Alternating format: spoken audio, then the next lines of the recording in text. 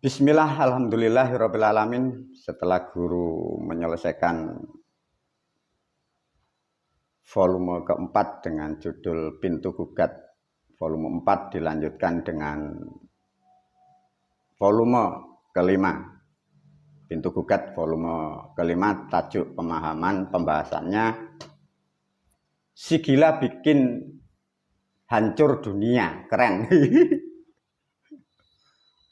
Ayo para murid, para santri, dan para pemirsa, khususnya rakyat seluruh Indonesia, agar kalian cerdas, turunan dewa, jadi anak onta gila semua.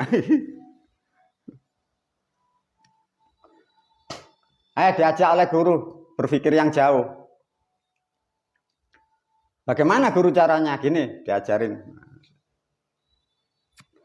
Para murid dan santri dan para pemirsa, apa-apa yang ada di negara kita, di lingkungan kita, di keluarga kita, di sosial kita, di negara kita, di instansi-instansi negara Republik Indonesia.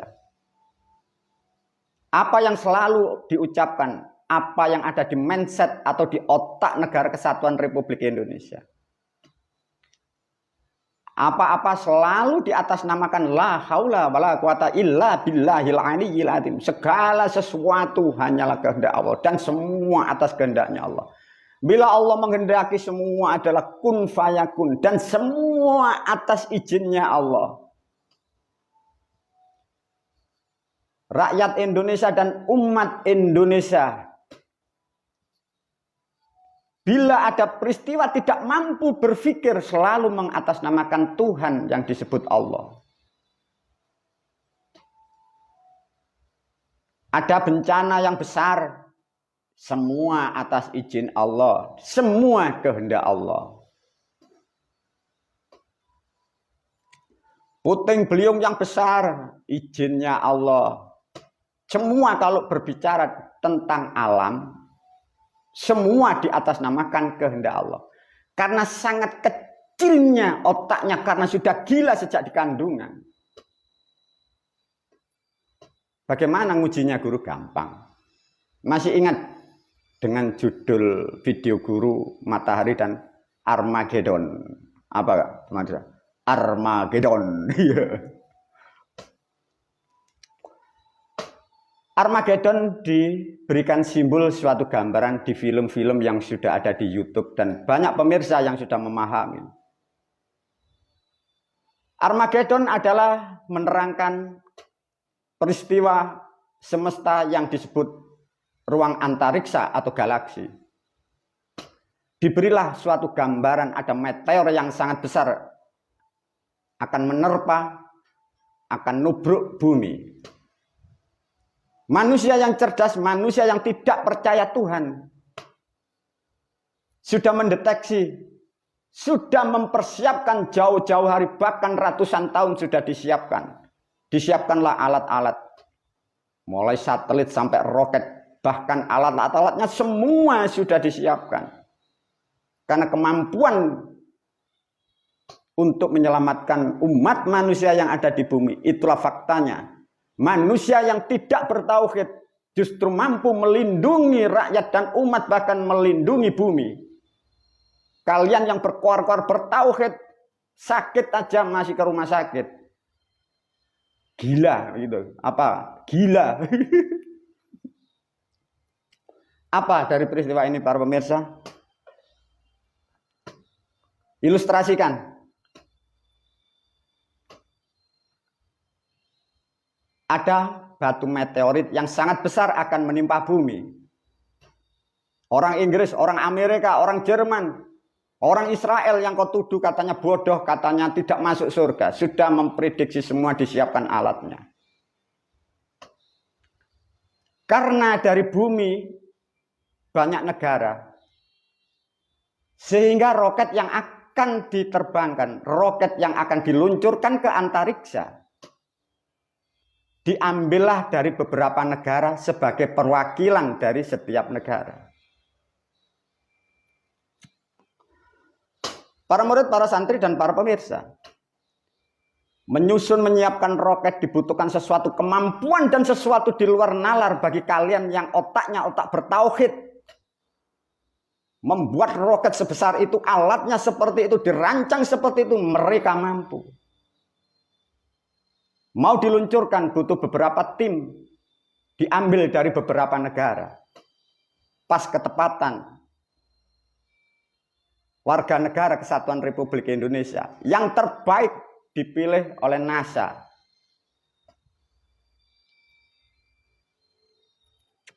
Para pemirsa, ada misi melindungi bumi untuk menghalau, untuk menghancurkan asteroid yang sangat besar agar bumi selamat, agar seluruh makhluk dan manusia terselamatkan. Orang sana mampu menyiapkan. Ada perwakilan dari Indonesia yang terbaik menurut otak Indonesia, tapi ya apa yang terjadi di sana para pemirsa? Manusia sebelum diberangkatkan ke ruang angkasa, itu kurang lebih analisanya 3 tahun para pemirsa di sana. Manusia ini dideteksi, diukur kebiasaannya. Sambil dididik, diajarkan alat-alatnya untuk mengalternatif, untuk mengoperasionalkan alat-alatnya di sana bagian. Dididik minimal itu 3 tahun. Ada perwakilan dari Indonesia. Menurut otak di Indonesia ini yang terbaik. Dibawalah di lembaga NASA. Apa para pemirsa? Dibawalah ini ke NASA. Siapa yang menghantar guru? Aku, gurumu yang menghantar. Oh, keren guru, keren gurumu ini. Saya bawalah tuh. Manusia yang terbaik. Repotnya yang terbaik di Indonesia adalah seorang wanita. Gendernya wanita. Karena dipilih menurut kemampuan intelektual. Wah, ini paling bertauhid. Ini paling khusyuk. Ini paling canggih, ini paling hebat di Indonesia. Dibawalah ke NASA. Di sana dianalisa para pemirsa.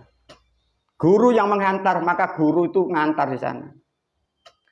Apa yang kira-kira terjadi di sana? Kurang lebih 4 bulan sampai 5 bulan itu dianalisa karakter dulu sebelum diajari keilmuan.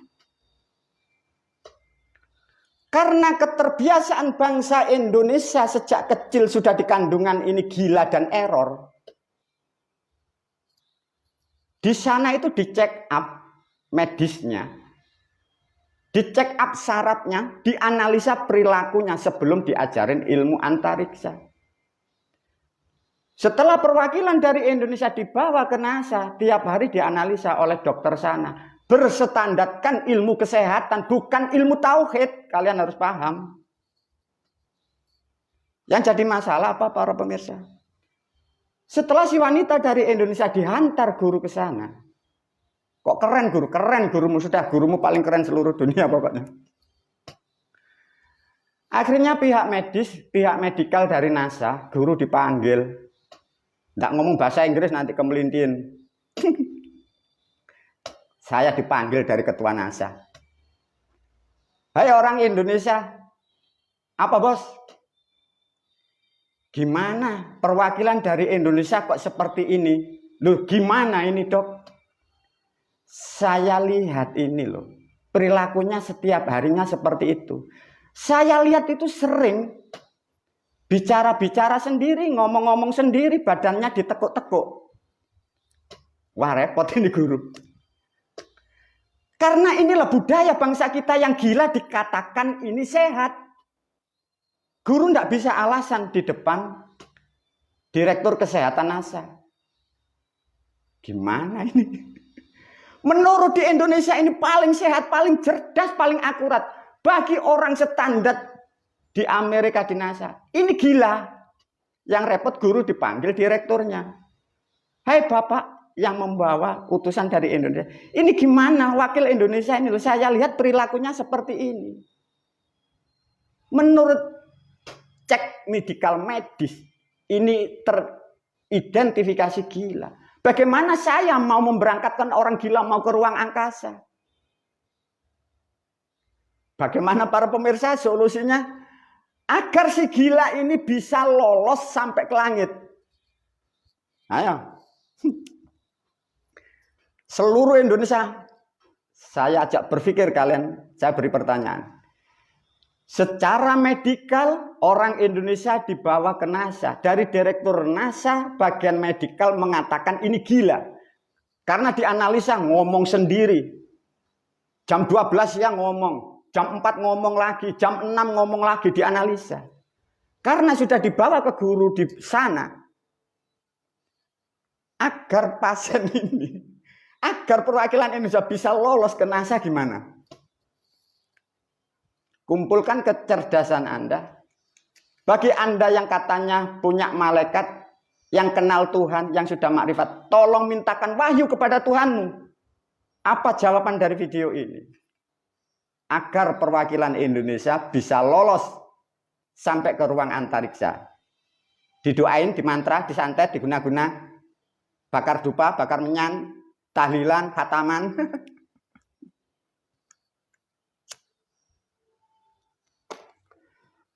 Inilah hebatnya gurumu para pemirsa. Ini sudah teridentifikasi gila. Tapi guru karena diutus menyelamatkan bangsa manusia. Artinya guru harus lebih pandai daripada yang pandai. Agar utusan Indonesia selamat mampu sampai ke ruang antariksa. Direktur Kesehatan NASA. Saya beri suatu alasan. Saya bisiin, ngerti? Pak Direktur, ini bukan gila, ini ibadah. Apa para pemirsa? Gila itu disebut ibadah. Paham enggak para pemirsa? Anda semua di luar sana, kalian yang mengatasnamakan ibadah, sesungguhnya Anda adalah gila yang tidak akan pernah sadar. Dan kegilaan Anda tidak akan pernah ada yang bisa menyembuhkan. Gurumu tak akan bisa menyembuhkan. Nabimu tidak bisa menyembuhkan. Rasulmu tidak bisa menyembuhkan. Bahkan Tuhanmu tidak bisa menyembuhkan. Karena gila Anda, negara ini sudah akut. Lantas gimana? Pak Direktur, wakil dari Indonesia, ini tidak gila, ini ibadah. Oh, yes. Kira-kira lolos atau enggak? Ayo para murid dan santri. Karena ada satu alasan ibadah. Di Indonesia kan begini para pemirsa. Guru-gurumu kan begitu, negaramu mengajarkan begitu, orang tuamu mengajarkan begitu. Kitab-kitabmu mengajarkan begitu, nabimu, rasulmu, Tuhanmu memerintahkan begitu kan. Kalau sudah diberi kalimat ibadah, ya itu jadinya. Apa para pemirsa yang terjadi di sana? Direktur NASA ini terkecoh karena kecerdasan guru ini. Oh, enggak apa-apa Pak Direktur, ini hanya ibadah, ini ibadah muamalah, ini enggak masalah. Yes. Apa yang terjadi Pak pemirsa? Setelah lolos, tapi guru ini sudah tahu jelas risiko ini nanti di sana. Apa para pemirsa? Setelah ini lolos, alasan guru tadi ibadah, akhirnya 3 tahun lebih sedikit meluncurlah roket ini di ruang angkasa, di ruang antariksa. Sesuai apa yang diprediksikan dari orang-orang ilmuwan di luar sana, asteroid sudah mendekat. Tim yang di dalam roket, yang di dalam misi untuk menyelamatkan, untuk menghancurkan asteroid, timnya itu ada 12. Ada dari Jepang, ada dari Israel, ada dari Cina, ada dari Jerman, ada yang dari Brasil, dari beberapa negara, dan ada yang satu di Indonesia. Karena perilaku sejak kecil di kandungan seperti itu yang jadi masalah apa para pemirsa?